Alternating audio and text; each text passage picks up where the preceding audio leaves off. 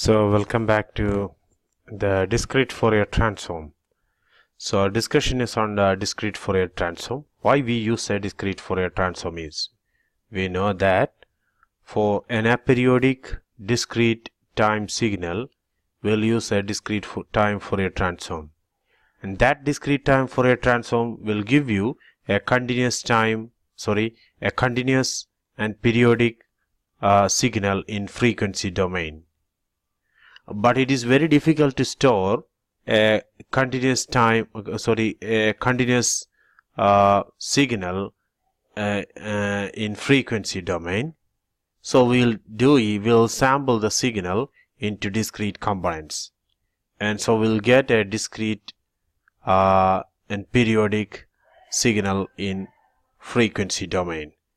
So we can say this is actually an equivalent of equivalent spectrum of a discrete time Fourier series.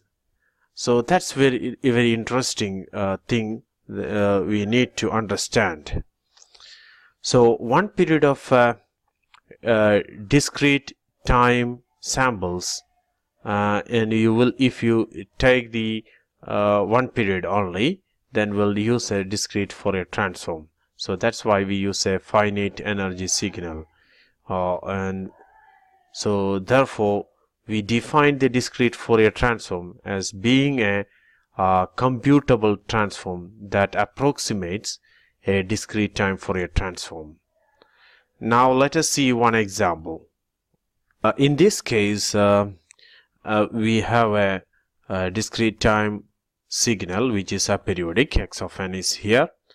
And if you take the discrete time Fourier transform, we will get a continuous spectrum which is periodic. From 0 to 2 pi, we got a periodic signal and which is continuous in frequency domain. And we'll denote the signal as x of omega. Now we will consider the signal, and suppose if the signal is a periodic signal, and we are approximating only one part of the signal. Say for example, from this place to this place, that's the signal. And now we know that if it is periodic, then we can have this much of samples. So here is from 0 to n is here, right? Now if you take the discrete time Fourier transform, you will get a continuous spectrum. If the signal is a discrete time Fourier series, then you will get a discrete spectrum. Now DFT means it's nothing but here we are sampling that continuous spectrum into in the interval from 0 to 2 pi.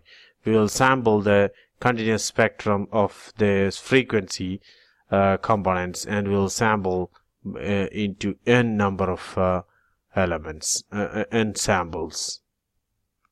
So what happens is finally we got a discrete spectrum of samples. So this is the DFT of the signal. So the input signal is x of n, it is discrete in time and it is aperiodic, and we got a discrete spectrum in the frequency domain, and again the signal is discrete spectrum signal.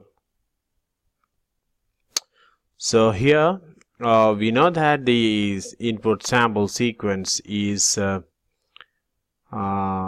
Fourier transformed. We got a continuous spectrum, then periodic spectrum is transformed, then we got a x of k.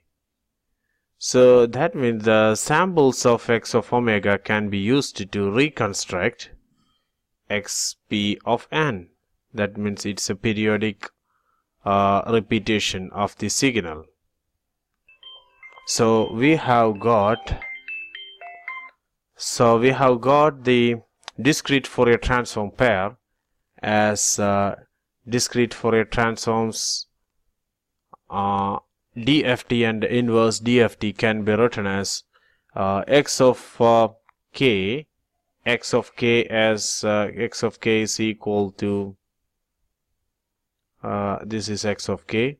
X of k is equal to summation from n is equal to 0 to capital N minus 1 x of n into e raised to minus j 2 pi k n by n. And whereas x of n can be, the synthesis equation can be written as 1 pi n of summation k is equal to 0 to n minus 1 x of k into x of k into e raised to j 2 pi k n by n. So these are the two equations for the discrete Fourier transform. We'll call it as the discrete Fourier transform pairs. So this equation is very important for calculating the discrete Fourier or the components if you are doing any problems related to the Fourier transforms. So we have the discrete Fourier transform pairs. X of k is equal to summation from n is equal to 0 to n minus 1 x of n into e raised to minus j 2 pi k n by n, and x of n is equal to 1 by n of summation k is equal to 0 to n minus 1 x of k into e raised to j 2 pi k n by n. Now let us do one example. Suppose x of 0 is equal to 2, x of 1 is equal to minus 1, x of 2 is equal to 3, and x of 3 is equal to 3. Now, and 0 for all other values. Now we need to compute the DFT of the sequence. That's our discussion. Now if you compute the discrete Fourier transform, this DTFT, then we will get the solution as 2 minus e raised to minus j omega, 3 into e raised to minus j 2 omega, plus 3 into e raised to minus j 3 omega, and that spectrum is a continuous spectrum. We'll obtain a continuous spectrum. Now in order to get the discrete Fourier transform, now we limit the value of n is equal to 4. So here the number of samples, we'll divide the samples, the spectrum into 4, and so the frequency becomes 2 pi k n by 4. So x of k is equal to, n is equal to 0 to n minus 1, so it's equal to 3, and we obtain the equation for the different values of here.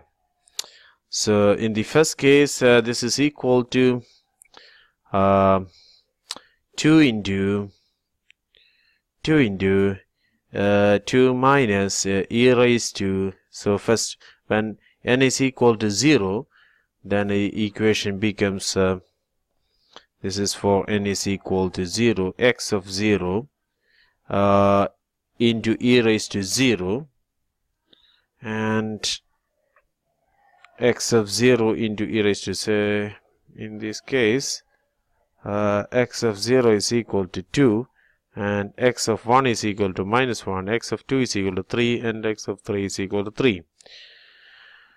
Now substitute the values. So the value is equal to, we can write here, so it's equal to x of